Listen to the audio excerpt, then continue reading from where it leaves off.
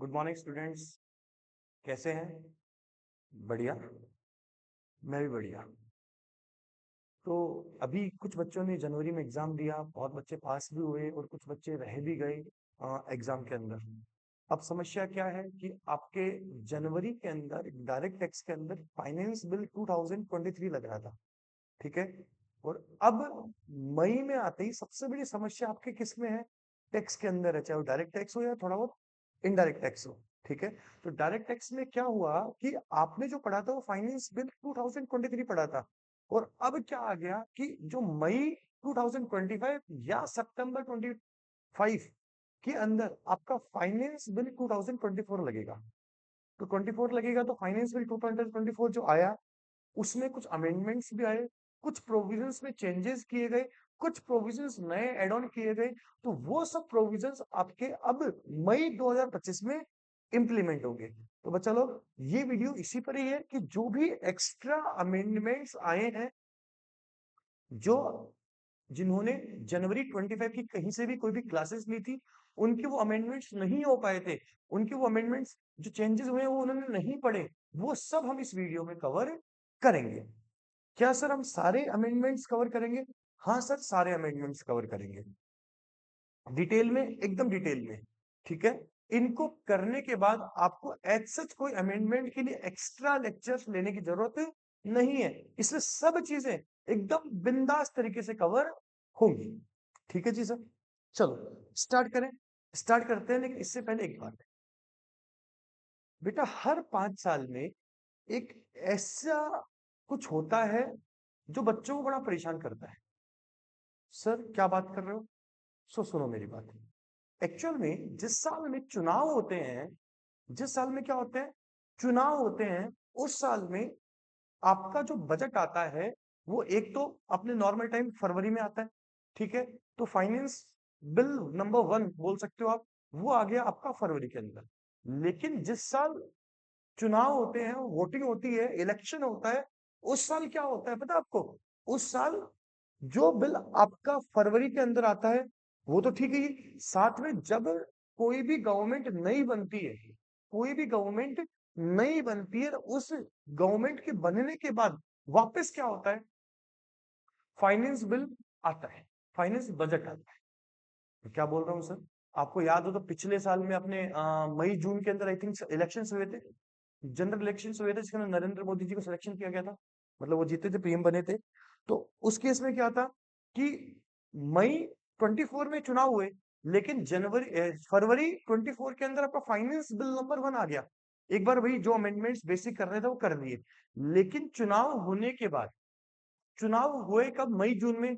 जून में बीजेपी जीत गई, नरेंद्र मोदी जी अपने पीएम बन गए, और उसके बाद आपका वापस सीतारमन जी जो अपने एफएम है ना, एफएम साहिबा, वो वापस क्या करती हैं?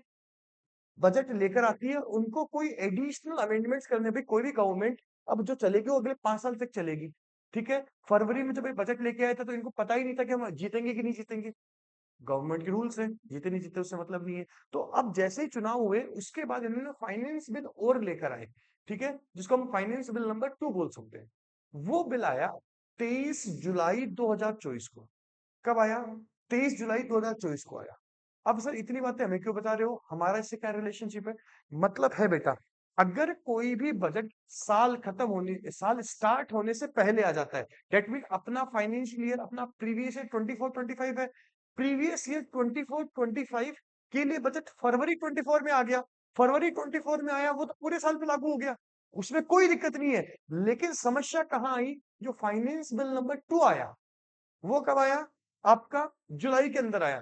तो वो बिल आया तो उसके अंदर क्या हुआ कि 23 जुलाई 2025 अपनी बेस डेट है। इससे पहले के प्रोविजंस कुछ और थे, और अब कोई भी गवर्नमेंट ने अमेंडमेंट किया तो 23 जुलाई 2024 के बाद, 23 जुलाई 2024 के बाद कुछ प्रोविजंस ऐसे हैं जो 23 जुलाई से पहले इंप्लीमेंट नहीं थे और उसके बाद वो लागू हो गए। सर कहना क्या चाहते हो वो समझाओ आप। ऐसी पॉसिबिलिटी है कि कुछ प्रोविजंस 23 जुलाई 2024 तक तो कुछ और लगे, और उसके बाद वो प्रोविजंस कुछ और लगे। समझ में आया मैंने क्या बोला? हाँ सर, मैंने क्या बोला कि 23 जुलाई 2024 से पहले प्रोविजंस कुछ और लगी और 23 जुलाई 2024 के बाद प्रोविजंस कुछ और। बात क्लियर हुई? तो जहां भी जो भी अमेंडमेंट्स है एकदम प्योर तरीके से मैंने एक चीज समझाई है, चैप्टर वाइज हर एक चीज को कंसिडर किया है कि कौन से चैप्टर में क्या अमेंडमेंट हुआ है। तो स्टार्ट करते हैं एकदम आराम से, बहुत ही प्यार से। हाँ जी। तो सर आपका चैप्टर नंबर 1 था, देखो मैंने थोड़ा सा लिख भी लिया है पहले ताकि अपना टाइम ज्यादा खराब ना हो। ठीक है। चैप्टर नंबर 1 में सबसे पहले आपकी थी स्लैब रेट्स आती है। तो स्लैब रेट्स अब आपके यहाँ दो तरीके से, अच्छा ये अमेंडमेंट्स केवल वही देखे जिनका कोर्स पूरा हो गया। ठीक है। जिनका कोर्स पूरा नहीं हुआ या फिर जिनको बेसिक भी नहीं पता, उनके लिए अमेंडमेंट्स काम के नहीं होते हैं। उनको पता ही नहीं है कि अमेंड हुआ किसमें, तो फायदा ही नहीं। ठीक है। तो हम सब मई 2025 के लिए लेक्चर्स तैयारी कर रहे हैं। ठीक है। और कुछ चीजें हैं जो शायद हमारा अमेंडमेंट कवर नहीं हुआ, या फिर हम बात करें कि हमें इंपॉर्टेंट देखना है क्या इंपॉर्टेंट होता है, तो वो ये वीडियो दे सकते हैं। अमेंडमेंट्स में से क्वेश्चंस कन्फर्म है। Got it? चलो। हाँ जी। तो सबसे पहले बात करें स्लैब की, स्लैब रेट की। स्लैब रेट में क्या चेंज हुआ है हमको पता है, सीतारमन जी ने हमें दो ऑप्शंस दे रखे हैं कि भाई 115 बीएसी, 115 बीएसी से पहले, सॉरी, अगर आप 115 बीएसी ऑप्ट आउट करते हो, ठीक है, नॉर्मल स्कीम ऑप्ट करते हो, तो टैक्स स्लैब क्या लगेगा, अगर आप डिफॉल्ट स्कीम ऑप्ट करते हो तो आप टैक्स क्या लगेगा। ठीक है जी। तो सर जो आपकी ऑप्ट आउट स्कीम थी, क्या थी, ऑप्ट आउट स्कीम थी, कि जो नॉर्मल स्कीम थी उसमें क्या चेंज हुआ है सर, कोई चेंज नहीं हुआ। बल्ले बल्ले हो गई सर, कोई चेंज नहीं हुआ। तो सर चेंज हुआ कहाँ है? चेंज हुआ है किसमें? डिफॉल्ट स्कीम में। किसमें हुआ है? डिफॉल्ट स्कीम में। अब सर डिफॉल्ट स्कीम में क्या चेंज हुआ है देखो, पहले क्या था, स्टार्टिंग 3 लाख तक जीरो, नेक्स्ट 3 लाख पे 5, नेक्स्ट 3 लाख पे 10, नेक्स्ट 3 लाख पे 15, नेक्स्ट 3 लाख पे 20 और फिर उसके बाद 30। ठीक है। अब इन्होंने 1 लाख का थोड़ा सा फेर कर दिया। इन्होंने क्या बोला कि भाई फर्स्ट 3 लाख तक जीरो, ओके। ठीक है। लेकिन पहला इन्होंने अमेंडमेंट किया यहां पर। सर यहां पर क्या किया, पहले नेक्स्ट 3 लाख पे 5 लगता था। ठीक है। नेक्स्ट 3 लाख में कितना लगता था, 5 लगता था, जिसको चेंज करके अब इन्होंने कितना कर दिया भाई, 4 लाख। कि भाई अब अगले 4 लाख तक, अगले 4 लाख तक आप पे केवल 5% लगेगा। तो पहला चेंज तो ये हो गया। अब जब ये चेंज हुआ तो 3 लाख तक जीरो, फिर अगले 3 लाख मतलब 6 लाख तक 5 था, अब 7 लाख तक, 7 लाख तक कितना कर दिया, 5 कर दिया। और उसके बाद नेक्स्ट 3 लाख। ठीक है। यहां पर भी चेंज हो गया, भाई 6 की जगह 7 हो गया, 7 लाख तक 5 लगेगा, और फिर अगले 3 लाख पर कितना लगेगा, 10 लगेगा। और यहां पर जो 3 लाख था उसकी जगह इन्होंने कर दिया 2 लाख। ठीक है। तो अमेंडमेंट क्या हुआ, स्टार्टिंग 3 लाख तक जीरो, फिर अब अगले 4 लाख पे 5, फिर 3 लाख पे 10, अगले 2 लाख पर आपका लगेगा 15, और उसके बाद 3 लाख पे 20 लगेगा, एंड देन 30% लगेगा। ठीक है। तो एक तो अमेंडमेंट ये हुआ है, उसके अलावा ऐसा कोई अमेंडमेंट स्लैब रेट में नहीं है, बस 1 लाख का फर्क हो गया। अब यहां पर पहले इनका टोटल आता था टैक्स का, मतलब इन सबका जो 15 लाख है आप चेक कर सकते हो। तो 15 लाख पे पहले टैक्स बनता है 1,50,000, गवर्नमेंट ने यहाँ फायदा कर दिया, और अब ये टैक्स खाली कितना बनेगा आपको, 1,40,000 बनेगा। ठीक है। ये थोड़ा सा चेंज हुआ है, बाकी कोई भी चेंज ऐसा सच नहीं हुआ। ठीक है जी। चलो, लो सर, ये बात हो गई। ठीक है जी। तो स्लैब रेट में चेंज हो गया, अच्छी बात है सर। अब चलते हैं सर रिबेट के अंदर। रिबेट अंडर सेक्शन 87A, क्या चेंज हुआ मेरे भाई? लो सर, कोई चेंज नहीं हुआ, कुछ भी चेंज नहीं हुआ। सरचार्ज में क्या चेंज हुआ है? सर नो चेंज, लो जी, कोई चेंज नहीं हुआ।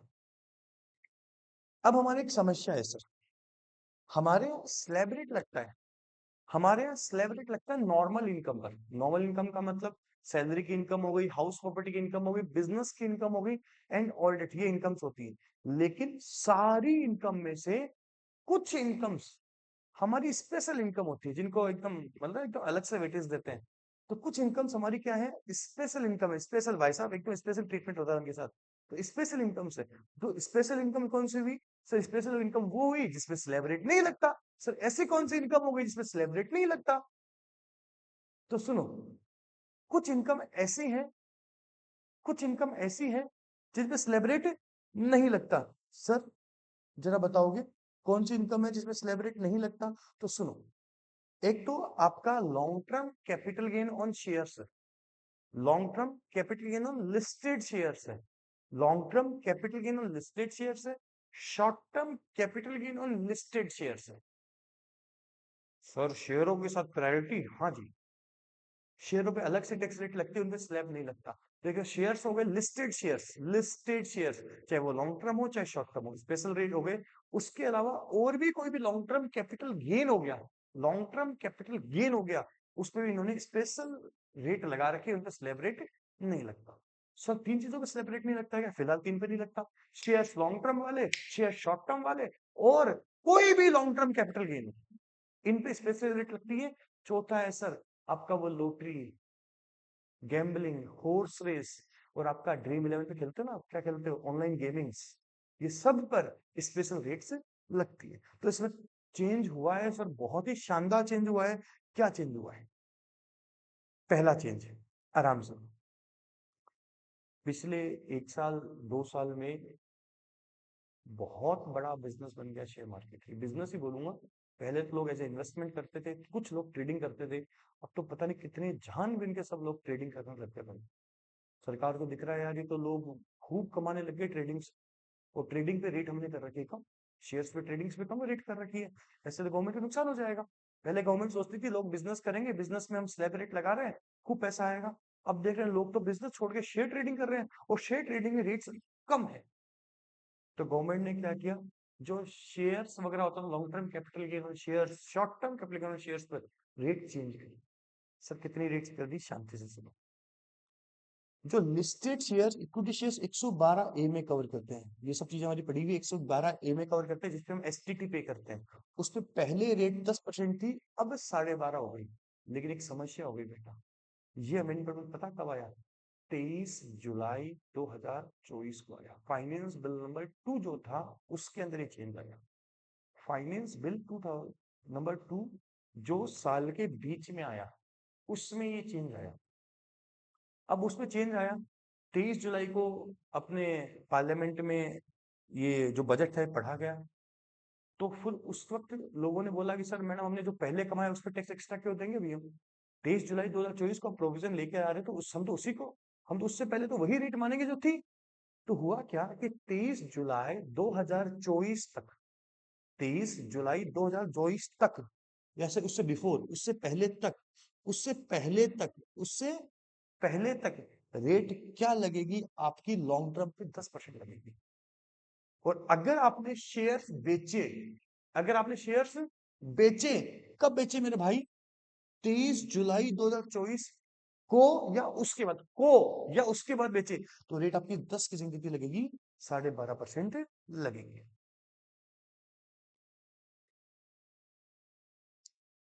क्या बात कर रहे हो सर, ऐसा हुआ है?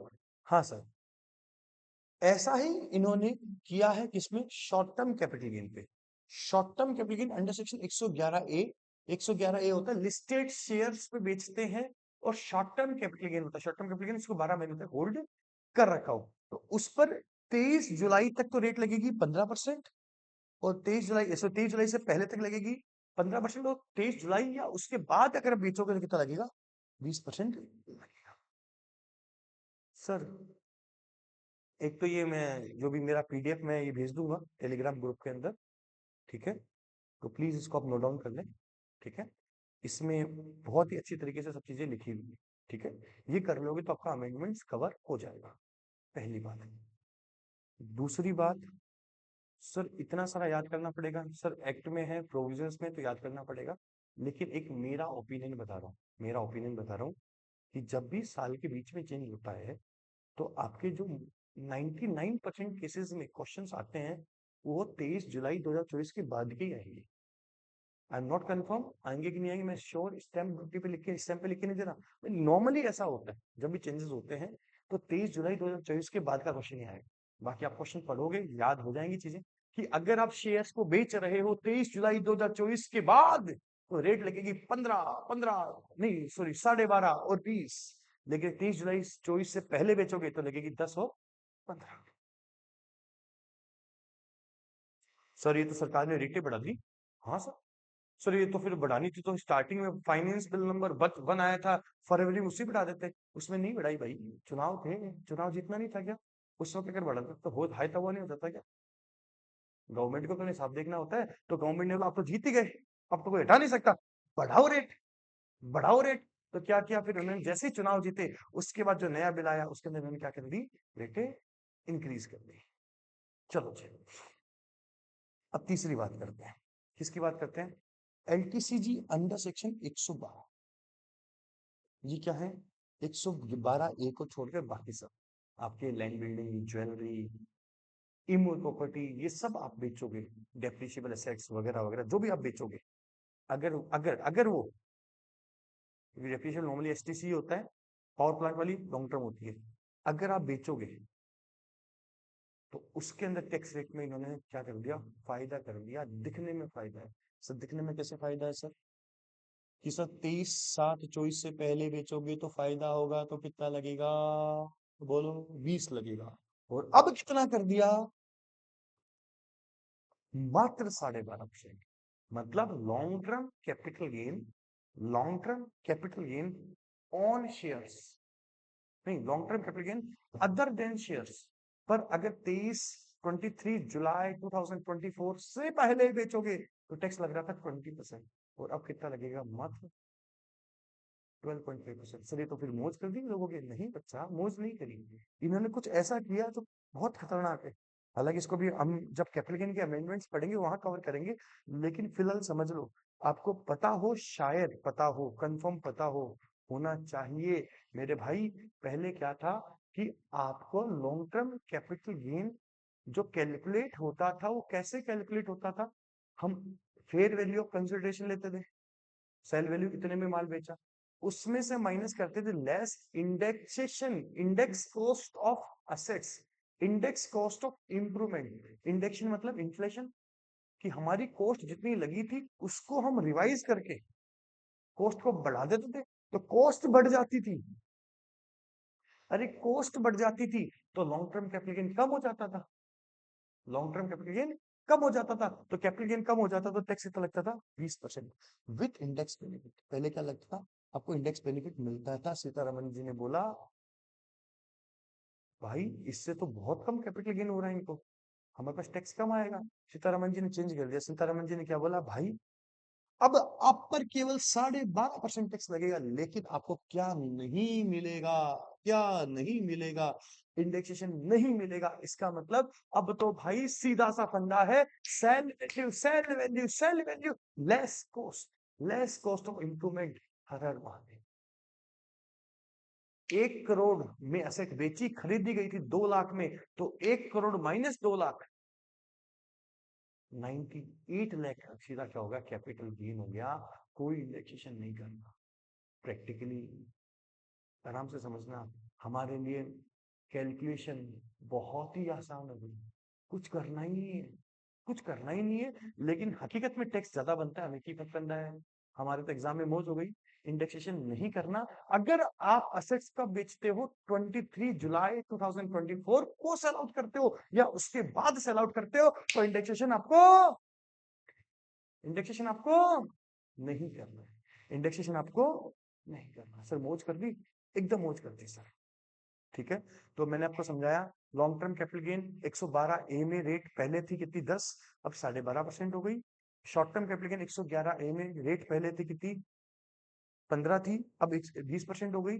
तीसरा आपका है long term capital gain other then listed shares, पर पहले रेट 20% थी लेकिन इंडेक्सेशन बेनिफिट मिलता था, अब 12.5% कर दी, 12.5% कर दी, बट इंडेक्सेशन बेनिफिट नहीं। लो सर, ये आपका हो गया। अच्छा, नॉर्मल एसटीसीजी मतलब short term capital other than shares पर स्लैब रेट पहले भी लगती थी, अभी भी स्लैब रेट लगेगी। जो भी चाहो आप ऑप्ट आउट या ऑप्ट वाली आपकी इच्छा है, कोई फर्क नहीं पड़ता। लॉटरीज वगैरह पे सब पे 30% पहले भी था, अभी भी 30% है। ठीक है, अब चैप्टर नंबर 2 रेजिडेंशियल स्टेटस में क्या चेंज है भाई? मौज हो गई, कोई चेंज नहीं है। अब चलते हैं income from salary. Sir income from salary में क्या चेंज? इनकम फ्रॉम सैलरी में क्या चेंज है सर? पहले तो देखो भाई, ये आपको फील भी हुआ होगा, अभी जस्ट फाइनेंस बिल 2025 आया जो आपके लागू नहीं होगा, इंप्लीमेंट नहीं होगा, वो अगले अटेम्प्ट में लागू होगा, नेक्स्ट टू नेक्स्ट अटेम्प्ट में, तब बात करेंगे। तो गवर्नमेंट किसको प्रमोट कर रही है? वो न्यू स्कीम को प्रमोट कर रही है। न्यू स्कीम मतलब डिफॉल्ट स्कीम 115 बीएससी को प्रमोट कर रही है। उसको 1% भी मतलब नहीं है कि पुरानी स्कीम रहे, लेकिन 1 मिनट में हटा नहीं सकती। तो वो लोगों को मजबूर कर रही है कि भाई आपको डिफॉल्ट स्कीम में आना है, आपको न्यू स्कीम में आना है, छोड़ो पुरानी वाली, छोड़ो कल की बात, कल की बात हुई पुरानी, नई स्कीम में आओ, नए दौर में लिखेंगे नई कहानी। तो अब लोग क्यों आएंगे भी नई स्कीम में जब उनको कुछ फायदा मिलेगा? तो गवर्नमेंट पता नहीं कितने सारे बेनिफिट्स देती है। जैसे अभी आपने स्लैब रेट में देखा, स्लैब रेट में ओल्ड में कुछ चेंज नहीं किया, न्यू स्कीम में क्या किया इन्होंने, 1 लाख का बेनिफिट दे दिया। ऐसे ही जो सैलरीड एम्प्लॉय थे उनको भी बेनिफिट दिया गया। सैलरीड एम्प्लॉय में क्या किया देखो, डिडक्शन आती थी 16 आई की, पहले दोनों केसेस में 50,000 का 50,000 थी ना, अब चेंज कर दिया भैया। अब क्या कर दिया कि opt out, default scheme opt out करते नॉर्मल स्कीम में, तो उसमें अभी भी 50,000 ही है, लेकिन जो नई स्कीम है ना, वहां इन्होंने कितनी कर दी, 75,000। ये भी क्या हो गया आपका अमेंडमेंट, शानदार वाला। मतलब अब 16 आईए का बेनिफिट भी दोनों जगह अलग अलग मिलने लग गया। अब देखो एग्जाम में क्या हो सकता है आपके साथ, समझना मेरी बात। मुझे लगता है इस बार मई के अंदर जो बड़ा वाला क्वेश्चन है ना, वो सैलरी में से ही आ सकता है, ठीक है, अन्य किसी में भी आ सकता है। लेकिन सैलरी का जो बड़ा वाला क्वेश्चन आएगा ना, तो उसके अंदर वो पता क्या बोलेगा कि आप डिफॉल्ट स्कीम के हिसाब से भी निकालो और ऑप्ट आउट के हिसाब से भी निकालो। तो आपने पता है क्या करना, आप पहले डिफॉल्ट स्कीम के हिसाब से निकालना। डिफॉल्ट स्कीम के हिसाब से निकालोगे तो आप कितना माइनस करोगे, 75,000 माइनस करोगे, करोगे ना, करोगे सर।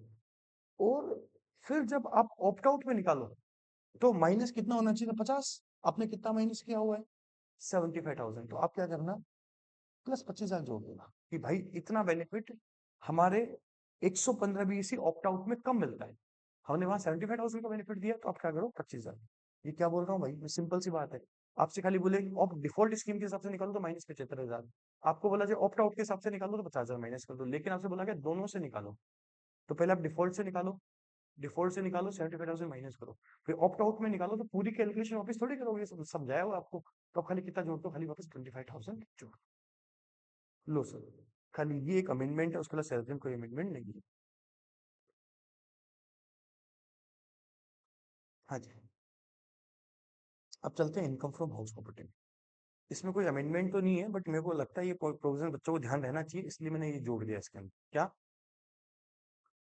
आपको इंटरेस्ट पे करना पड़ता है हाउस प्रॉपर्टी के ऊपर? अगर आपने लोन ले रखा है, लोन पे आपको इंटरेस्ट पे करना पड़ेगा, चाहे आपने प्रॉपर्टी एलओपी ली हो चाहे एसओपी ली हो, लेट आउट प्रॉपर्टी हो या सेल्फ ऑक्यूपाई प्रॉपर्टी हो, अगर आपने लोन लिया है, लोन पर आपको इंटरेस्ट पे करना पड़ेगा। और इंटरेस्ट का बेनिफिट मिलता है आपको 24B के अंदर,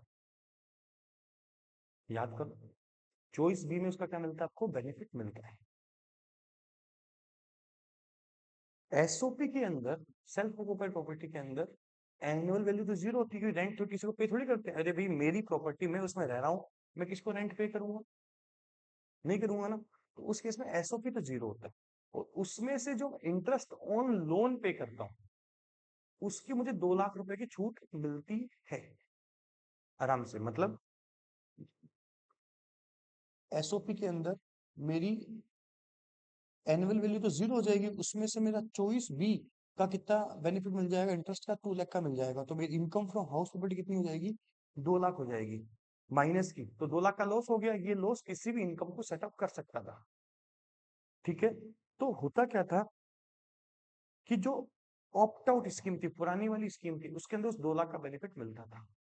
नई स्कीम के अंदर इन्होंने क्या बोला भाई, कि अगर आप नई स्कीम लोगे तो हमें बेनिफिट आपको अवेलेबल नहीं कराएंगे। मतलब अगर आप 115 बीएससी लोगे तो यहाँ पर कितना माइनस होगा, जीरो।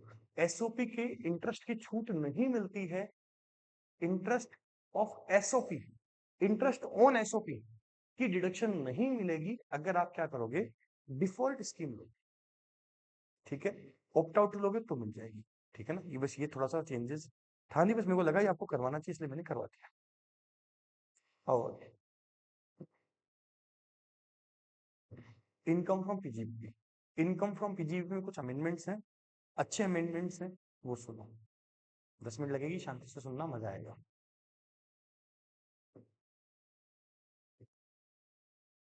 पहला अमेंडमेंट तो सिंपल है, देखो, employ NPS, national pension scheme, national pension trust fund, जो भी आप बोलो, एम्प्लॉय उसमें कंट्रीब्यूट करता है, तो उसमें एम्प्लॉयर का कोई रोल नहीं होता। मालिक का क्या रोल, एम्प्लॉय अपनी सैलरी में से कटा रहा है, ठीक है, लेकिन एम्प्लॉयर को भी उसमें कुछ ना कुछ कंट्रीब्यूट करना होता है। एम्प्लॉयर को भी उसमें कुछ ना कुछ कंट्रीब्यूट करना होता है। तो एम्प्लॉयर उसमें कंट्रीब्यूट करता है, तो उसमें एक लिमिट थी, 10% ऑफ सैलरी तक कंट्रीब्यूट कर सकता था। ज्यादा करेगा तो भी उसके लिए खर्चा कितना माना जाता था, एक्सपेंस अलाउड कितना होता था, केवल 10% ऑफ सैलरी होता था। बट इस बार एक अमेंडमेंट आया, उसमें अमेंडमेंट क्या आया कि अब एम्प्लॉयर कितना कंट्रीब्यूट कर सकता है, 14% ऑफ सैलरी तक कंट्रीब्यूट कर सकता है। तो 14% ऑफ सैलरी तक कंट्रीब्यूट कर सकता है, इसका मतलब अगर मैं 14% ऑफ सैलरी तक कंट्रीब्यूट करूंगा तो वो मेरे लिए अलाउड एक्सपेंस होगा। अगर मैं 15% ऑफ सैलरी कंट्रीब्यूट कर दिया तो भी मेरे लिए कितना अलाउड होगा, 14% ऑफ सैलरी अलाउड होगा। एक चेंज की है, दो चेंज इंपॉर्टेंट है। क्या चेंज है, आओ समझते हैं इसको, आओ।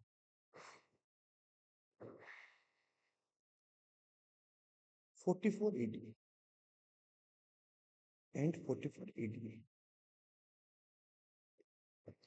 अब 4480 समझना क्या कहानी है। आपको पता हो कि जो भी बिजनेस होते हैं, एक स्पेसिफिक टर्नओवर के बाद आपको टैक्स ऑडिट करवानी होती है। आपको क्या करवानी पड़ती है, अभी टैक्स ऑडिट करवानी पड़ती है। अब टर्नओवर का मतलब कभी भी ये नहीं होता कि बंदा बहुत सारा कमा रहा है, ठीक है, तो गवर्नमेंट ने ऑप्शन दिया कि भाई आप चाहो ना तो आप ऑडिट मत करो। आप क्या कराओ, ऑडिट मत कराओ। आप सिंपल सा है, अपने टर्नओवर का इतनी इनकम मान लो जितनी मैं बताने वाला हूं। तो उस केस में आपको टैक्स ऑडिट करवाने की जरूरत नहीं होगी। क्या बोला गवर्नमेंट ने कि अगर आप छोटे व्यापारी हो, छोटे व्यापारी का मतलब क्या हुआ कि भाई आप क्या हो, छोटे व्यापारी हो, मतलब आपका टर्नओवर कितना है, अप टू 2 करोड़ क्या है आपका टर्नओवर, टर्नओवर कितना हो, 2 करोड़ तक हो, तो आप क्या कर सकते हो, अपनी इनकम मान सकते हो। इनकम कितनी मान सकते हो, आप अपनी इनकम मान लो। इनकम कितनी मान लो, कुछ पैसा आपको किस में आया है, ऑनलाइन मोड में आया है, डीडी में आया है, या अकाउंट पे चेक में आया है। अकाउंट पे में आया है, तो उस केस में आप क्या करो, जितना पैसा इसमें आया ना उसका 6% ऑफ टर्नओवर को आप इनकम मान लो, प्लस जो पैसा आपके पास किस में आया है, कैश में आया है, उसकी 8% ऑफ टर्नओवर इनकम मान लो। ऐसा आप करते हो कि भाई मैं बोलता हूँ साहब मेरे को जितनी भी कमाई हुई ना, उसमें जितना पैसा मेरे बैंक में आया है उसका तो मेरी 6% इनकम मान लो, और जितना पैसा मेरे कैश में आया है उसकी 8% इनकम मान लो। अगर मैं इतना मान लेता हूं तो उस केस में मुझे टैक्स ऑडिट करवाने की जरूरत नहीं है। ये पहले का प्रोविजन है, ठीक है। सर इसमें क्या है, सुनना। लेट सपोज आपके पास टोटल 1 करोड़ 20 लाख आपकी ग्रोस रिसिप्ट हुई, टर्नओवर हुआ, सेल हुई, कुछ ही मान लो, ठीक है, ये हो गई। अब इसमें से क्या हुआ, 70 लाख तो किस में आ गया, बैंक में आ गया, और 50 लाख किस में आ गया भाई, कैश में आ गया। ऐसा ही हुआ। तो आप अपनी इनकम इतनी मान लो, क्या तो ऑडिट कराओ, क्या तो ऑडिट कराओ, या फिर आप क्या कर लो कि आप इतनी इनकम मान लो, उस केस में अब इतना टैक्स जमा करा दो, सरकार आपसे कुछ नहीं पूछेगी। आपने खर्चा करा के नहीं करा, जो खर्चा किया जेन्युइन है क्या, जो खर्चा किया उसका प्रूफ दो मेरे को, वगैरह वगैरह कुछ नहीं पूछेगी। आप फिक्स कितनी इनकम मान लो, मल्टीप्लाई बाय 6% और मल्टीप्लाई बाय 8%, ठीक है। 4 लाख और यहाँ आ गया आपका 40, इतनी इनकम मान लो, ठीक है। कितनी इनकम हो गई भैया, 8,20,000 इनकम हो गई, ठीक है, ये आपका टैक्स नहीं हुआ, ये आपकी क्या हुई, इनकम हुई। इस पर आप टैक्स कैलकुलेट करो, चाहे ऑप्ट आउट से करो चाहे डिफॉल्ट से करो, सरकार को टैक्स जमा करो। ये नियम ऑलरेडी है। अब एक चीज मेरे समझ में नहीं आई कि सर टर्नओवर टर्नओवर होता है, टर्नओवर तो टर्नओवर होता है, इससे ऐसा गवर्नमेंट को क्या प्रेम है बैंक से कि बैंक में पैसा आएगा तो खाली 6% कमा लूंगा, और कैश में आते ही तो आप गंदे इंसान हो गए, मेरे को टैक्स ज्यादा चाहिए तो कैश में पैसा लेता है, 8% पैसा दे मेरे को, बैंक से लेकर तो खाली 6 लूंगा कि मेरे घर का है। ऐसा क्या प्रेम है अभी बैंक से गवर्नमेंट को? गवर्नमेंट को प्रेम था किससे? गवर्नमेंट बोलती है भाई कैश में ट्रांजेक्शन कम करो, हम बैंक्स को, हम ऑनलाइन पेमेंट्स को, हम यूपीआई को प्रमोट करो। और प्रमोट कैसे करेंगे? जब एक्स्ट्रा बेनिफिट देंगे। तो गवर्नमेंट ने एक्स्ट्रा बेनिफिट देने के लिए क्या बोला कि जितना पैसा आप बैंक से लोगे उसमें इनकम कम मानेंगे। अब लोग भी क्या करेंगे, कस्टमर भी क्या बोलेंगे, आप कोई बात नहीं, अब एक काम करो बैंक में पैसे दे दो, बैंक में पैसे दोगे तो मेरी इनकम कम होगी, मुझे टैक्स कम देना पड़ेगा। आप समझ रहे हो मैं क्या बोल रहा हूँ? क्यों? बैंक में पैसा आता है तो 6% टैक्स लगता है, और जो कैश में आता है उस पर 1 लगता है। समझ में आई बात? आई सर। अब गवर्नमेंट ने एक स्टेप और लिया, गवर्नमेंट ने क्या किया, एक स्टेप और लिया। गवर्नमेंट बोलती है कि मैं कुछ और लालच देती हूँ ताकि लोग और ज्यादा क्या करें, बैंक में ट्रांजेक्शन करें। तो गवर्नमेंट ने क्या बोला कि ये प्रोविजन तो है ही है। अब गवर्नमेंट ने क्या बोला, अगर आपका टर्नओवर 2 करोड़ से ज्यादा हो, बट अप टू 3 करोड़ हो, अभी तक 2 करोड़ तक ही था, वो तो वैसा का वैसा ही है, लेकिन अगर आपका टर्नओवर 2 करोड़ से 3 करोड़ तक हो तो भी आप क्या ले सकते हो, 44 एडी ले सकते हो। तो भी आप क्या ले सकते हो, 44 एडी ले सकते हो, लेकिन ऐसे थोड़ी देंगे, सब्जेक्ट टू, क्या बोला, सब्जेक्ट टू कंडीशन। एक कंडीशन लगा दी भाई, ये कंडीशन फॉलो करेगा ना तो ही तेरे को हम 44 एडी देंगे। 44 एडी देने से सरकार को फायदा है ना, स्टाफ को क्या बोलते हैं, बिजनेसमैन को भी फायदा है, ऑडिट नहीं कराएंगे, अकाउंट में कुछ 19-20 हो तो सरकार पकड़ नहीं सकती। गवर्नमेंट गवर्नमेंट अगर मेरे पास आती है, इनकम टैक्स डिपार्टमेंट मेरे पास आता है, लाओ चेक कराओ, तो बोलूंगा मैंने तो 44 एडी लिया था, देखो 6% दे दिया, 8% दे दिया, बात खत्म, बुक्स ऑफ अकाउंट नहीं दूंगा, जाओ यहाँ से। तो 44 एडी लेने का गवर्नमेंट क्या बोलते हैं, आपको बोलती है ये बिजनेसमैन आपको फायदा है, आप लो 44 एडी। तो अभी तक तो 2 करोड़ तक वालों को ही 44 एडी मिलता था। अब गवर्नमेंट ने क्या बोला कि जो बंदे का टर्नओवर 2 करोड़ से 3 करोड़ तक है उनको भी हम 44 एडी दे देंगे, सब्जेक्ट टू कंडीशन। सर वो कंडीशंस क्या है? सर पहली कंडीशन तो ये है, पहली का एक ही कंडीशन है कि आप कैश रिसिप्ट मैक्सिमम कितनी कर सकते हो, 5%। 5% तक ही आप कैश रिसिप्ट कर सकते हो, उससे ऊपर हम कैश रिसिप्ट नहीं होनी चाहिए। मतलब 95% पैसा आपके किस में आना चाहिए, बैंक में आना चाहिए, via UPI, by online payment, by DD, by cheque वगैरह वगैरह। बात समझ में आई मैंने क्या बोला? तो भाई यहां पर फंस गया आदमी, कोई कैश दे तो मरा, और कैश नहीं दे तभी ये बेनिफिट है। मतलब अगर 2 करोड़ से 3 करोड़ के बीच में है तो 44 एडी तभी मिलेगा जब आपका टर्नओवर कितना होगा, सॉरी जब आपको कैश रिसिप्ट का टर्नओवर कितना होगा, मैक्सिमम 5%, मैक्सिमम 5%। अगर इससे ज्यादा हुआ ना तो फिर 44 एडी नहीं मिलेगा। तो सर अगर मान लो बेटा 5% तक हो गया तो क्या मैं ले सकता हूँ 44 एडी? हाँ सर ले सकता हूँ। सर ले तो सकता हूँ, उस केस में मेरी इनकम कितनी मानी जाएगी?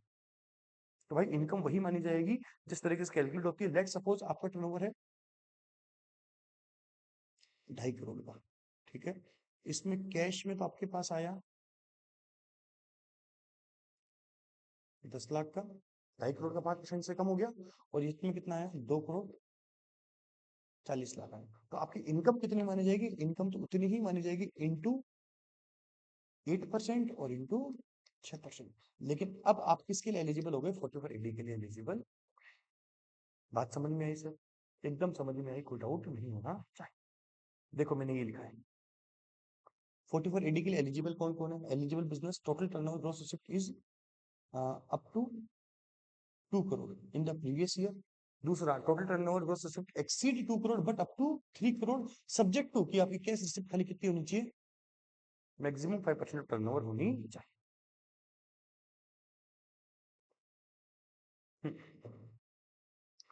लो सर, अगला है आपका 44 ADA। सर 44 ADA भी एक प्रेजेंटिव स्कीम है जिसमें आप एक फिक्स अपना प्रॉफिट मान सकते हो। ये हम प्रोफेशनल्स पे लगती है, चार्टेड्स पे, डॉक्टर्स पे, इंजीनियर्स पे, जो कोई भी प्रोफेशनल्स हैं, स्पेसिफाइड प्रोफेशनल्स हैं, उन पे लगती है। उन पे पहले क्या था कि अगर आपका टर्नओवर 50 लाख तक है तो आपको ऑडिट करवाने की नीड नहीं है। आप क्या कर सकते हो, अपने टर्नओवर का, अपने रिसिप्ट्स का 50% इनकम मान सकते हो। प्रोफेशनल्स के लिए कितना है? प्रोफेशनल का सरकार को लगता है हम पे खर्चा ही नहीं होता ना, हम पे क्यों खर्चा होएगा ना भाई, पूरा खर्चा होता है, लेकिन सरकार को भी बताओ ये बात। ठीक है, कोई बात नहीं, क्या करें। सरकार बोलती है भाई 40 लाख का टर्नओवर है ना तेरा, 20 लाख का इनकम मानेंगे, चल बोल 44 AD में मानेगा क्या? ठीक है साहब, मान लो, कम से कम ऑडिट तो नहीं करवानी पड़ेगी। जो बंदे जो बंदे प्रोफेशनल्स होते हैं और उनका टर्नओवर 50 लाख तक है, तो वो अपनी इनकम कितनी मान ले? 50% ऑफ रिसिप्ट मान ले, 50% ऑफ रिसिप्ट मान ले, तो उनको ऑडिट करवाने की जरूरत नहीं है। तो 50% से कम माने तो ऑडिट करो, क्या दिक्कत है? अब इनको भी रिलैक्सेशन दे दिया। इनको क्या बोला कि भाई अगर आपका टर्नओवर 50 लाख से 75 लाख तक है, तो भी आप क्या ले सकते हो? तो भी आप क्या ले सकते हो? प्रेजेंटिव स्कीम ले सकते हो, सब्जेक्ट टू कि वही बात, कैश रिसिप्ट खाली कितना होना चाहिए आपका? मैक्सिमम 5% होना चाहिए, उससे ज्यादा नहीं होना चाहिए, तभी ये प्रोविजन आप पे लागू होगा, अदरवाइज प्रोविजन लागू नहीं। बोलो समझ में आई कहानी, मैंने क्या बोला? आई जी, एकदम आई। ठीक है सर, अगला चैप्टर कैपिटल, एक अमेंडमेंट रह गया अभी मेरे शायद, वो मैं करा देता हूँ। एक अमेंडमेंट और है, इंपॉर्टेंट अमेंडमेंट है। क्या अमेंडमेंट है? पार्टनरशिप फॉर्म का। पार्टनरशिप फॉर्म में क्या होता था कि हम मैक्सिमम पार्टनर को कितना रेमुनरेशन दे सकते थे, ठीक है? तो वो जो लिमिट थी वो इन्होंने एक्सटेंड कर दी। क्या कर दी, इसको एक बार पढ़ लेते हैं फिर समझते हैं। आपका जो बुक प्रॉफिट होता था उसको हम दो भाग में डिवाइड करते थे पहले। क्या बोलते थे कि अगर प्रॉफिट आपका, बुक प्रॉफिट आपका अप टू 3 लाख था, उसको काट कर इन्होंने कितना कर दिया? 6 लाख कर दिया। तो वो हम देते थे पहले 90% ऑफ 6 लाख। 3 लाख की जगह 6 लाख हो गया। और आपका 1.5 लाख हुआ करता था, उसके लिए कितना आ गया? 3 lakh, whichever is higher देंगे। ये चेंज हो गया अभी, पहले यहाँ 3 लाख था, अब यहाँ कितना हो गया? 6 लाख हो गया।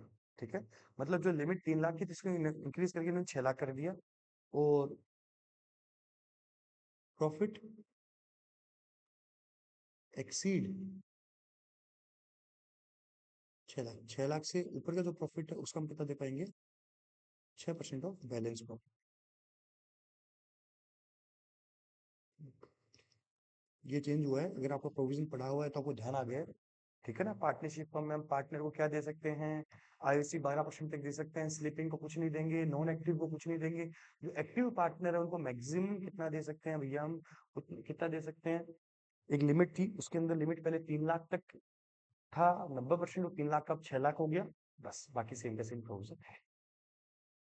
लो सर, ये आपका हो गया बिजनेस एंड प्रोफेशन। अब चल रहे हैं कैपिटल गेन में। हे भगवान, पता नहीं क्या क्या अमेंडमेंट हुए हैं सर, बहुत चेंज हो गया कैपिटल गेन, तो पूरा ही चेंज हो गया भाई। कैपिटल गेन में प्रोविजंस चेंज नहीं हुए, ये बोल सकते हो एक दो अमेंडमेंट्स हुए हैं, उन एक दो अमेंडमेंट्स की वजह से कैलकुलेशन सारी की सारी चेंज हो गई। आप समझना मैं क्या बोल रहा हूँ, सारे अमेंडमेंट्स नहीं हुए हैं, खूब सारे अमेंडमेंट्स नहीं हुए उसके अंदर। उसके अंदर क्या हुआ है कि एक दो अमेंडमेंट्स की वजह से बहुत सी कैलकुलेशंस चेंज हो गई। करते हैं कि करते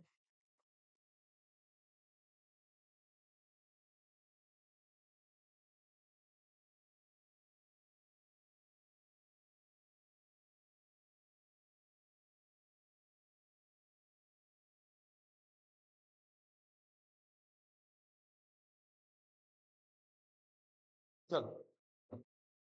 हम्म, तो सब क्या अमेंडमेंट्स हुए हैं, आओ समझते हैं। अच्छा, अमेंडमेंट से भी एग्जाम में मेरे को लगता है कैपिटल गेन में से कंफर्म अमेंडमेंट आएगा, कंफर्म अमेंडमेंट आएगा, कोई नहीं रोक सकता इसको। ठीक है जी, करते हैं start, आओ। क्या बोल रखा है, पहले बात करते हैं कि सर किसको हमारे शॉर्ट टर्म कैपिटल एसेट माना जाएगा, किसको हमारे शॉर्ट टर्म कैपिटल एसेट नहीं माना जाएगा। तो पहले क्या हुआ करता था, हमारे यहाँ तीन अलग अलग पॉइंट्स दे रखे थे। पहले क्या बोल रखा था कि listed shares, listed securities, zero coupon bond, equity oriented fund, equity oriented fund, इन सब में 12 महीने से या 12 महीने तक होल्ड करोगे तो इसे शॉर्ट टर्म माना जाएगा। ठीक है। सर जीरो कूपन बॉन्ड वो होता है जिसपे आपको इंटरेस्ट नहीं मिलता है, इनको इश्यू किया जाता है लेस देन फेस वैल्यू पर और रिडीम किया जाता है फेस वैल्यू पर। सर इक्विटी ओरिएंटेड फंड क्या होता है, equity oriented fund mutual funds हो गए एक प्रकार से। भाई आप म्यूचुअल फंड्स में पैसा देते हो, म्यूचुअल फंड वो पैसा किस में डालता है, क्या तो डेप्ट ओरिएंटेड फंड में डालता है, इक्विटी ओरिएंटेड फंड में डालता है, इक्विटीज में डालता है, इसमें मेन पार्ट इक्विटीज का होता है, उनमें पैसा डालता है, उसे इक्विटी ओरिएंटेड फंड बोलते हैं। छोड़ो एक काम को, हाँ। तो एक तो लिस्टेड सिक्योरिटीज हो गई, एक हो गई unlisted shares, unlisted shares and land and building, जमीन, बिल्डिंग, इसके लिए बोल रखा था अगर 24 मंथ्स तक होल्ड करोगे तो उसको शॉर्ट टर्म मानेंगे, 24 मंथ से ऊपर होल्ड करोगे उसको लॉन्ग टर्म। ठीक है, चलो। तीसरा था बाकी सारे एसेट्स, उसके लिए 36 मंथ्स थे। ठीक है, अच्छी बात है। आपका फाइनेंस बिल नंबर 1 फरवरी 24 में आया, इसमें इन्होंने कोई चेंज नहीं किया, इसमें इन्होंने कोई चेंज नहीं किया, उन्होंने वैसा का वैसा रख दिया। लेकिन जैसे चुनाव जीते, आहा, अब तो अपना राज आ गया, अब रोक सको तो रोक लो, नहीं रोक सकते ना, तो इन्होंने चेंज किया और वो चेंज लागू हुआ 23 जुलाई 2024। क्या चेंज है, क्या अमेंडमेंट हो, सुनो। एक्चुअल में अगर आपने 23 जुलाई 2024, 23 जुलाई 2024 से पहले असेट्स बेची है तो उसमें हूबहू वही प्रोविजन है जो पहले था। Listed share, listed security, equity oriented fund, zero coupon bond 12 महीने, लैंड एंड बिल्डिंग और अनलिस्टेड शेयर्स 24 महीने, बाकी सारी एसेट्स 36 मंथ्स। इन्होंने क्या बोला कि 36 मंथ वाला रायता खत्म करो। अब इन्होंने 23 जुलाई 2024 से दो ही रेट कर दी, क्या बोला, listed securities, equity oriented fund, zero coupon bond के केस में 12 महीने हैं। सर एकदम सेम का सेम है, कोई चेंज नहीं हुआ। और अनलिस्टेड शेयर्स लैंड बिल्डिंग में भी 24 महीने है, कोई चेंज नहीं हुआ। लेकिन अदर असेट्स के लिए भी अब पीरियड ऑफ होल्डिंग कितना लिया जाएगा, 24 महीने। सर ये किसके लिए लिया जाएगा, अरे मूर्खों, जो असेट्स आप 23 जुलाई 2024 के बाद बेचोगे, कब बेचोगे, 23 जुलाई 2024 को या उसके बाद बेचोगे, तो उसके लिए पीरियड ऑफ होल्डिंग कितना लेंगे, 24 महीने का। एक तो अमेंडमेंट भी हो गया, ठीक है, चलो।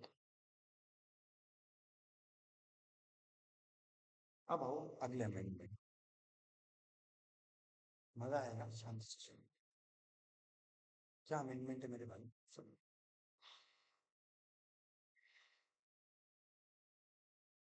बहुत ही डिजास्टर अमेंडमेंट है, बहुत ही बड़ा अमेंडमेंट है।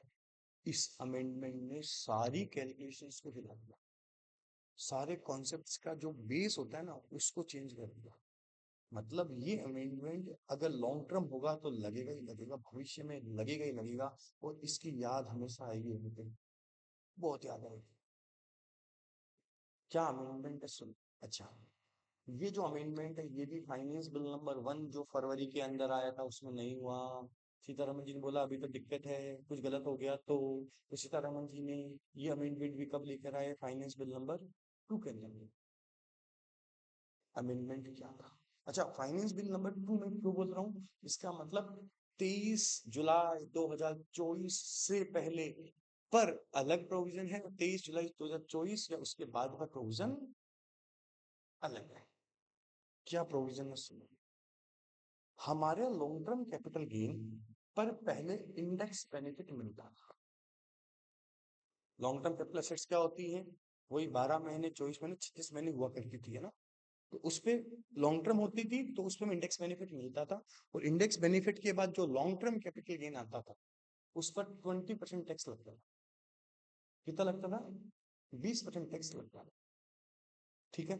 इस बार गवर्नमेंट ने 23 जुलाई 2024 से, या 23 जुलाई 2024 एंड इसके बाद पर से इंडेक्स बेनिफिट हटा दिया, हटा दिया, हटा दिया, हटा दिया, हटा दिया।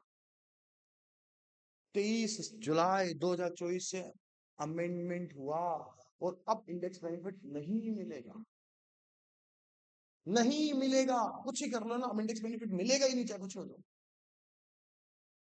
और अब कैलकुलेशन कैसे देखना, एफबीओसी पहले भी था, अभी भी है। ट्रांसफर एक्सपेंस पहले भी था, अभी भी है। नेट एफबीओसी पहले भी था, अभी भी है। इंडेक्स कॉस्ट ऑफ सीओए था, अब खाली क्या माइनस होएगा? COA minus. क्या माइनस होएगा? सीओए माइनस होएगा। और सीओआई की जगह क्या माइनस होएगा? इंडेक्स कॉस्ट ऑफ सीओआई की जगह क्या माइनस होएगा? खाली कॉस्ट ऑफ इंप्रूवमेंट माइनस होगा, इंडेक्स कॉस्ट का फंडा हटा दो। सर फिर तो आपका कैपिटल खूब सारा बढ़ जाएगा। अरे तो खूब सारा बढ़ेगा तभी तो सरकार के पास खूब सारा टैक्स जाएगा ना। खूब सारा बढ़ेगा तभी तो सरकार के पास खूब सारा टैक्स जाएगा ना। तो गवर्नमेंट ने बोला कि हम इसमें आपको एक रिलैक्सेशन देते हैं। पहले टैक्स लगता था आपके ऊपर, पहले टैक्स लगता था आपके ऊपर 20%, अब टैक्स कितना लगेगा? 12.5%। तो सुनो, एक कैलकुलेशन देखते हैं करके, एक एग्जांपल देखते हैं आराम से।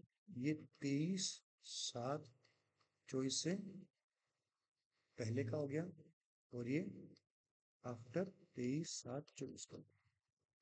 मान लो आपने एसेट बेची, कितने बेची? 1 करोड़ में। ठीक है। आपने खरीदी कितने में थी? ट्रांसफर एक्सपेंस वगैरह नहीं है, कॉस्ट। तो आपने इसको 2001 से पहले खरीदा था, 2001 से पहले खरीदा था। ठीक है। कितने में खरीदा था? इसको आपने खरीदा था 3 लाख रुपए में। कितने में खरीदा था? 3 लाख रुपए में। तो अब तो भाई कितना हो गया? 3 लाख माइनस करो, हर हर महादेव बोलो, और एलटीसी कितना हो गया? 97 लाख। हर हर महादेव बोलो, 97 लाख मोच गई। और इसमें टैक्स कितना लगेगा? 12.5%, पिन छुटा। लेकिन पहले क्या हुआ करता था? 3 लाख को हमको आज की वैल्यू में कन्वर्ट करना होता था इंडेक्सेशन की हेल्प से। मैं मान लेता हूँ ये इंडेक्सेशन हो गया, मान लो एक बार। ठीक है। 10,89,000। ठीक है। तो आपकी इनकम कितनी आती थी? 89,11,000। और टैक्स कितना लगता था? 20%। ठीक है। ये चेंज हुआ है, और ये बहुत बड़ा चेंज है। मुझे लगता है एग्जाम में यही आएगा, 23 जुलाई के बाद ही एसेट बेचेंगे अपन। लेकिन हमें प्रोविजन सारे आने चाहिए, कि प्रोविजन नहीं आए और बाई द एग्जाम में आ गया तो हम कहाँ जाएंगे? ठीक है। तो मेरे को लगता है एग्जाम में यही आएगा। ठीक है। बात क्लियर हो गई? सर इतना सा अमेंडमेंट है, हाँ सर इतना सा अमेंडमेंट है, लेकिन इसका इम्पैक्ट हर जगह पर। ठीक है। बाकी एग्जामिनेशन वगैरह सब कुछ सब है। अब हुआ क्या, जब ये अमेंडमेंट आया, जब ये अमेंडमेंट आया जब ये अमेंडमेंट आया, तो जो अपना पार्लियामेंट था उस पर डिस्कशन हो रहा था। उन्होंने, खूब सारे बिजनेस एक्सपर्ट्स ने बोला कि भाई इससे तो लोगों को नुकसान होगा। लोग, इमूवेबल प्रॉपर्टी उन्होंने होल्ड कर रखी है, उन बेचारों को तो नुकसान होगा, क्योंकि हो सकता है इसमें टैक्स खूब सारा ज्यादा लग जाए। इंडेक्स बेनिफिट नहीं मिलेगा तो हो सकता है टैक्स खूब सारा लग जाए। तो सीतारमन जी ने क्या किया? छोटा सा अमेंडमेंट किया। और वो अमेंडमेंट, आराम से सुनना, वो अमेंडमेंट लागू नहीं है इन calculation of long term capital gain. Long term capital gain पे टैक्स ऐसे ही कैलकुलेट होगा, sorry, long term capital gain इस तरीके से ही कैलकुलेट होगा जैसे मैंने टेबल में किया। लॉन्ग टर्म कैपिटल गेन इस तरीके से ही कैलकुलेट होगा जैसे मैंने किसमें किया है, आपके इस कैलकुलेशन में किया है, कि इंडेक्स बेनिफिट नहीं मिलेगा। लेकिन उन्होंने क्या बोला कि आप जब टैक्स कैलकुलेट करो, आप जब टैक्स कैलकुलेट करो तो आपको एक ऑप्शन दे दिया, और ये ऑप्शन किसके लिए अवेलेबल है? ओनली फॉर इमूवेबल प्रॉपर्टी के लिए, कि आपके पास दोनों ऑप्शन है। ऑप्शन 1 एंड ऑप्शन 2 क्या? यूज इंडेक्स बेनिफिट एंड पे at the rate 20%. Second, use नहीं, विदाउट इंडेक्स बेनिफिट एंड पे एट द रेट 12.5%. क्या मतलब वो समझो, सब समझ में आ रहा था, अचानक क्या हो गया? कहानी सुनो। जब आप long term capital gain calculate करो, आपको वही करना है जो मैंने सिखाया, और आपके एग्जाम में कंफर्म इतना ही आना है कि long term capital gain calculate करो। हमने एसेट बेचे 23 जुलाई 2024 के बाद, तो अब 23 जुलाई 2024 के बाद एसेट बेचो। 23 जुलाई 2024 के बाद एसेट बेचो। अब 23 जुलाई 2024 के बाद एसेट बेचो। 23 जुलाई 2024 के बाद एसेट बेचो। तो उस केस में आपको 23 जुलाई 2024 या उसके बाद एसेट बेचो, तो आपको इंडेक्स बेनिफिट नहीं मिलेगा। अपनी कैलकुलेशंस जैसे करते हो वैसे ही करो, इंडेक्स बेनिफिट नहीं लेंगे।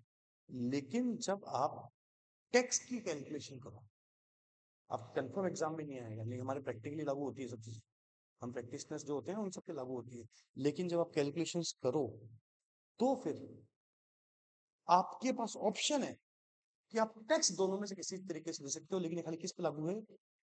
इमूवेबल प्रॉपर्टी पे लागू है, सब पे लागू। किस पे लागू है? केवल इमूवेबल प्रॉपर्टी पे लागू है, उसके बाद किसी पे लागू नहीं है। इमूवेबल प्रॉपर्टी पे आपके दोनों ऑप्शन है, ठीक है।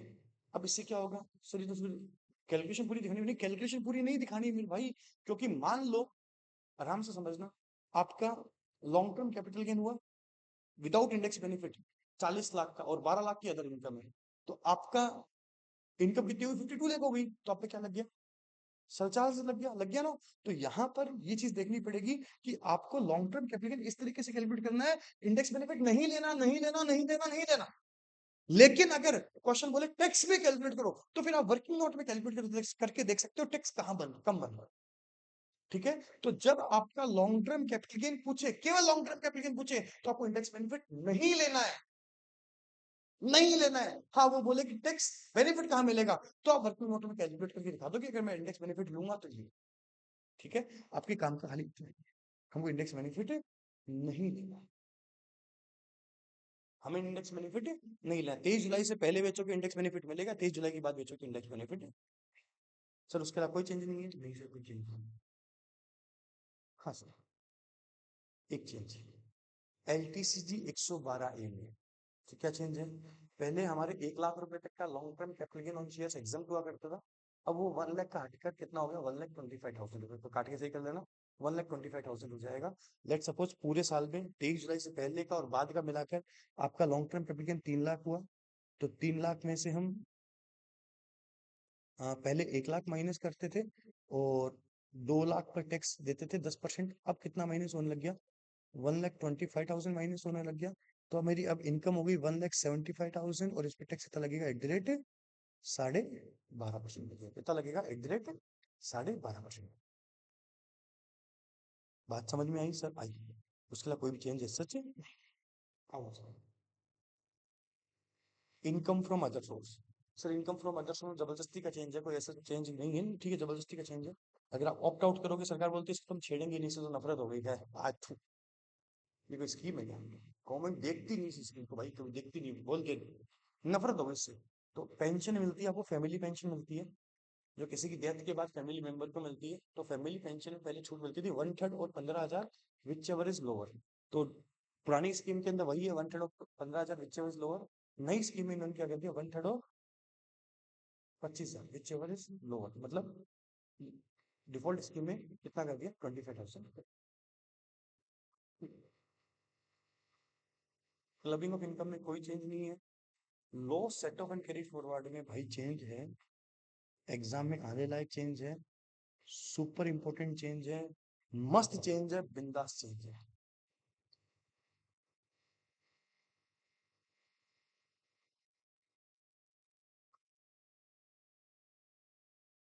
अच्छा, एक चेंज क्या है लॉस ऑफ प्रॉपर्टी का? सुनो,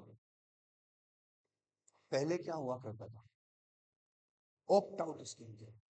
ऑप्ट आउट मतलब पुरानी स्कीम थी कि अगर आपको लॉस हुआ, एसओपी का इंटरेस्ट को भी हम लॉस मानते थे, अलाउड होता था, ठीक है।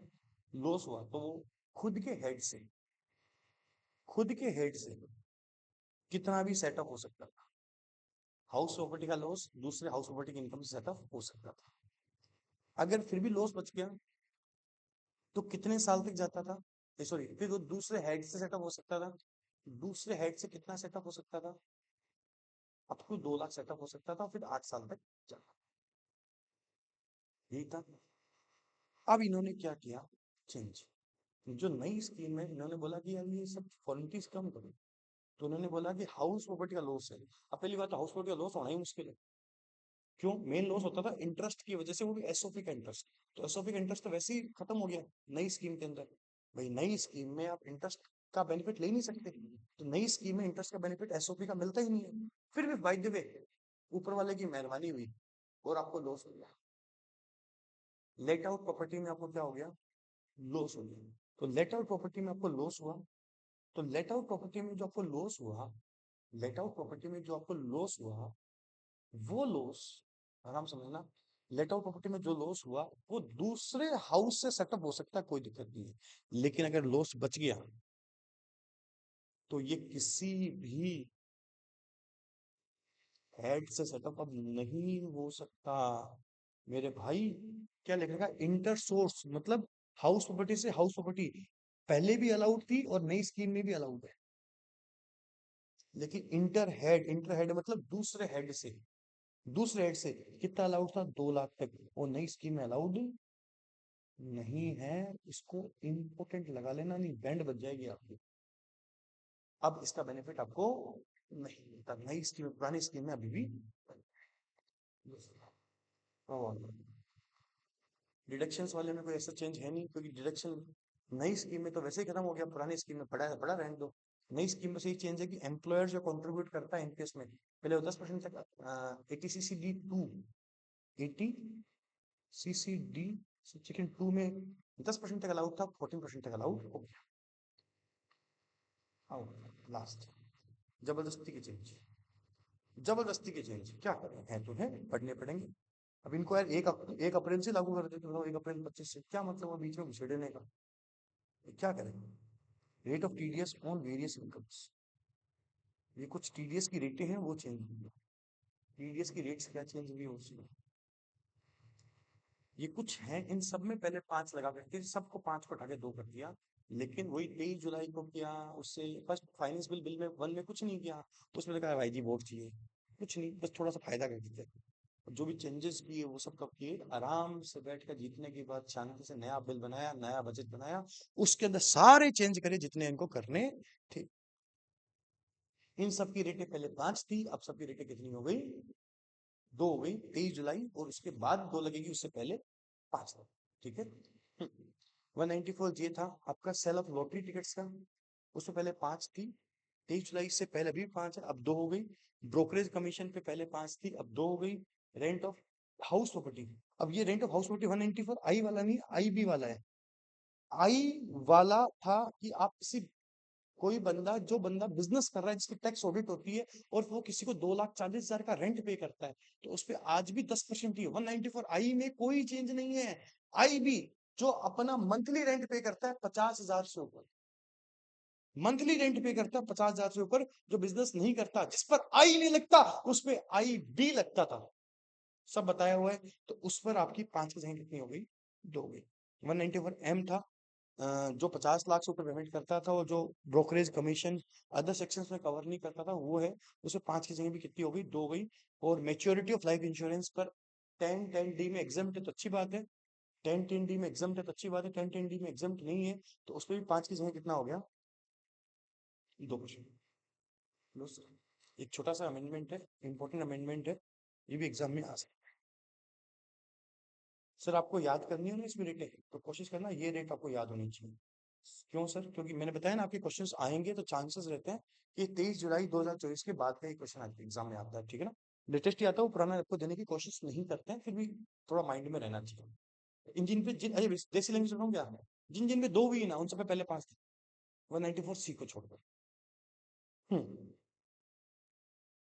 बेटा 194 आइए, घर बेच के जाइए, बताया 194 आइए, घर बेचकर जाइए। तो बेटा उसमें क्या था कि अगर 50 लाख तक का टर्नओवर होता था तो 1% टीडीएस नहीं कटता था। लेकिन अगर आपने कंसल्टेशन बेचा है 50 लाख से ऊपर तो 1% टीडीएस कटता था। अब क्या हुआ कि मान लो 2 पर्सन है जो पेमेंट करने वाले, या 2 पर्सन है जिनको पेमेंट किया जा रहा है। तो उस केस में क्या होता था कि 40 लाख 40 लाख हो गया मान लो दोनों का। तो उस केस में क्या होता था, 50 लाख की लिमिट पूरी नहीं होती थी। तो अब क्या बोलेंगे, एग्रीगेट में देखा जाएगा, अगर प्रॉपर्टी की वैल्यू 50 लाख से ऊपर है तो फिर आप एक जनों को पेमेंट करो, दो को करो, या तीन को करो, आपको 1% टीडीएस काटना पड़ेगा। भैया मैं 3 जनों को पेमेंट कर रहा हूँ, 30 लाख 30 लाख 30 लाख, 30 लाख 30 लाख 30 लाख, तो 50 लाख तो कहीं नहीं हुआ, लेकिन एग्रीगेट में कितना हो गया, 90 लाख, तो आपको टीडीएस काटना पड़ेगा। ये क्वेश्चन है एग्जाम में आ सकता है।